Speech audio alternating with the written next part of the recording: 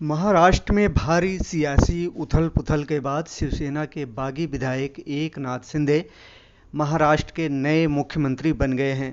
30 जून 2022 को शिंदे शाम 7:30 बजे राजभवन में मुख्यमंत्री पद की शपथ ली।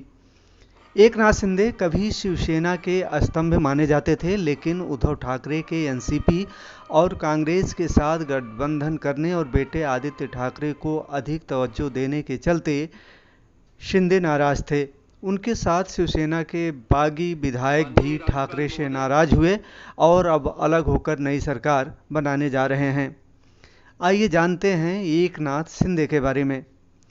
एकनाथ शिंदे का जन्म 9 फरवरी 1964 में महाराष्ट्र में हुआ था। शिंदे सतारा जिले के जवाली के रहने वाले हैं।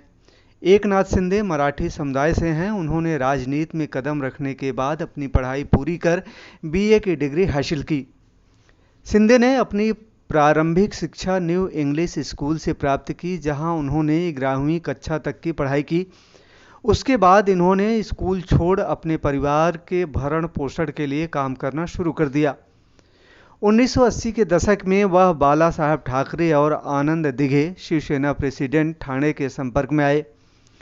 उसी साल आनंद दिघे ही एकनाथ शिंदे को राजनीति में लाए।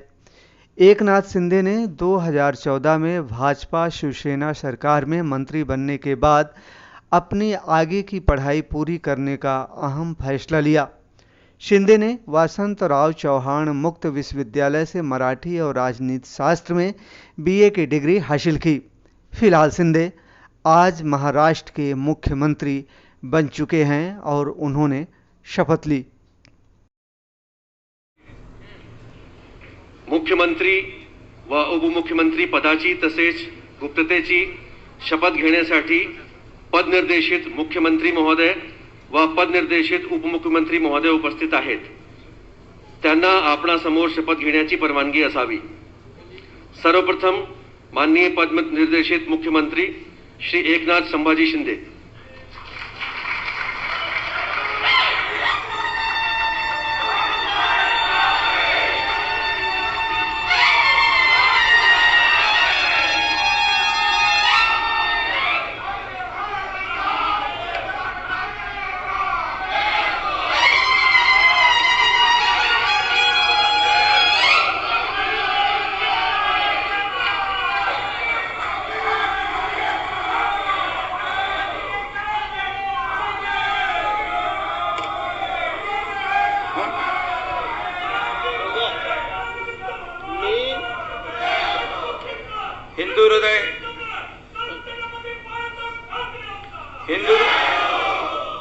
हिंदू हृदय सम्राट बाळासाहेब ठाकरे, धर्मवीर आनंद दिघे साहेबांच्या आशीर्वादाने मी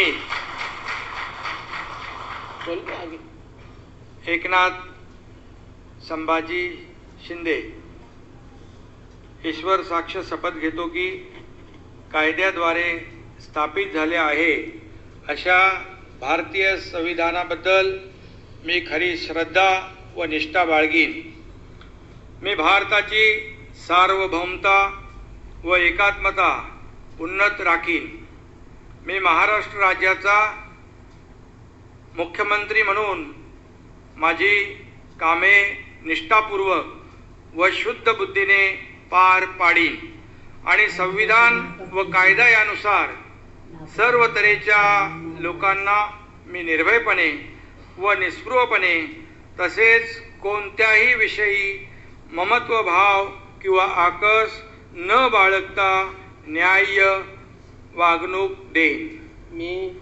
मी एकनाथ संभाजी शिंदे ईश्वर साक्ष शपथ घेतो की महाराष्ट्र राज्याचा मुख्यमंत्री म्हणून माझ्या विचारार्थ आणली जाईल किंवा मला ज्ञात होईल अशी कोणतीही बाब असा मुख्यमंत्री म्हणून माझी कामे यथायोग्य पार पाडण्यासाठी आवश्यक असेल ते खेरीज करून एरवी मी कोणत्याही व्यक्तीला किंवा व्यक्तींना प्रत्यक्षपणे व अप्रत्यक्षपणे कळवणार नाही किंवा त्यांच्याकडे उघड करणार नाही। धन्यवाद। जय हिंद, जय महाराष्ट्र। एकनाथ शिंदे के जीवन का सबसे दुखद समय साल 2000 में शिंदे के पुत्र अपने गांव के पास की झील में बोटिंग के लिए गए थे। बोट के पलटने की वजह से उनके दोनों पुत्रों की मृत्यु हो गई। इस घटना के बाद से शिंदे कई महीनों तक डिप्रेशन में रहे। फिलहाल उनका एक पुत्र doctor Shrikant Shinde orthopaedic surgeon है और संसद का सदस्य भी। आइए जानें कब और किस किस पद के लिए चुने गए थे एकनाथ शिंदे। साल 1997 में एकनाथ शिंदे पहली बार ठाणे के नगर निगम के पार्षद चुने गए। उसके बाद साल 2001 में ठाणे के नगर निगम पद के लिए उनका नाम सामने आया और वह इस पद के लिए भी चुने गए। साल 2002 में वह एक बार फिर ठाणे नगर निगम के लिए चुने गए। साल 2004 में उन्होंने ठाणे से आगे बढ़ने का सोचा और उन्हें महाराष्ट्र विधानसभा के लिए चुना गया। साल 2005 में एकनाथ शिंदे पार्टी के वह पहले विधायक थे जिसे शिवसेना के ठाणे जिले के प्रमुख के प्रतिष्ठित पद के लिए चुना गया था। 2009 में वह महाराष्ट्र विधानसभा के लिए चुने गए। साल 2014 से 2019 तक वह महाराष्ट्र विधानसभा में महाराष्ट्र सरकार के विपक्ष के नेता रहे। साल 2019 में महाराष्ट्र सरकार के लोक स्वास्थ्य और परिवार कल्याण मंत्री के पद का भी भार संभाला। 2019 में ही शिवसेना दल के विधायक नेता के पद के लिए उनका चयन किया गया। उसी साल उद्धव ठाकरे की सरकार में कैबिनेट मंत्री के पद के लिए शपथ ग्रहण की। साल 2020 में उन्हें ठाणे जिले संरक्षक मंत्री पद के लिए नियुक्त किया गया। एकनाथ शिंदे को 2019 में मुख्यमंत्री पद को लेकर भी उनके नाम की काफ़ी चर्चा हुई थी। शिवसेना विधायक दल की बैठक में आदित्य ठाकरे ने शिंदे का नाम का प्रस्ताव रखा और वह विधायक दल के नेता भी चुन लिए गए, मगर बाद में उद्धव ठाकरे मुख्यमंत्री बने। शिंदे उद्धव सरकार में शहरी विकास मंत्री बने। 58 साल के एकनाथ शिंदे सतारा के हैं। वह पढ़ाई के लिए ठाणे आए। यहाँ शुरू में वह ऑटो रिक्शा चलाते थे। उसी दौरान एक बार उनकी मुलाकात शिवसेना नेता आनंद दिघे से हुई। यह मुलाकात शिंदे के जीवन का टर्निंग पॉइंट साबित हुई और महज 18 साल की उम्र में शिंदे का राजनीतिक जीवन शुरू हो गया। एकनाथ शिंदे शिवसेना कार्यकर्ता के रूप में काम करने लगे। 1997 में शिंदे को ठाणे नगर निगम चुनाव में बतौर पार्षद चुनाव लड़ने का मौका मिला। एकनाथ शिंदे शिवसेना कार्यकर्ता के रूप में काम करने लगे।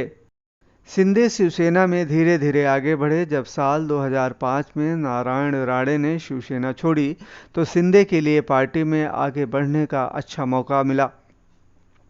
फिर जब राज ठाकरे ने शिवसेना छोड़कर अपनी अलग पार्टी बनाई, उसके बाद ठाकरे परिवार से शिंदे की करीबी बढ़ने लगी।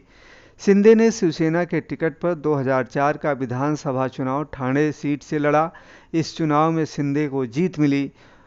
इसके बाद 2009, 14 और 2019 के चुनावों में भी शिंदे ने जीत दर्ज की। वह देवेंद्र फडणवीस की सरकार में राज्य के लोक निर्माण मंत्री रहे।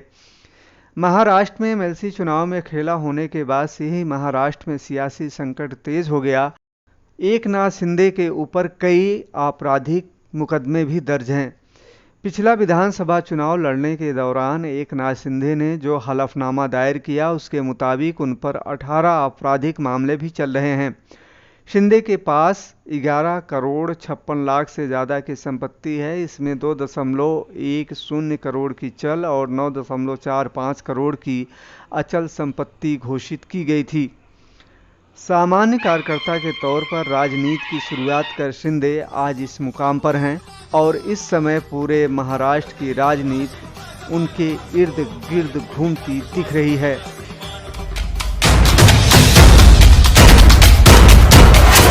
सच दिखाते हैं।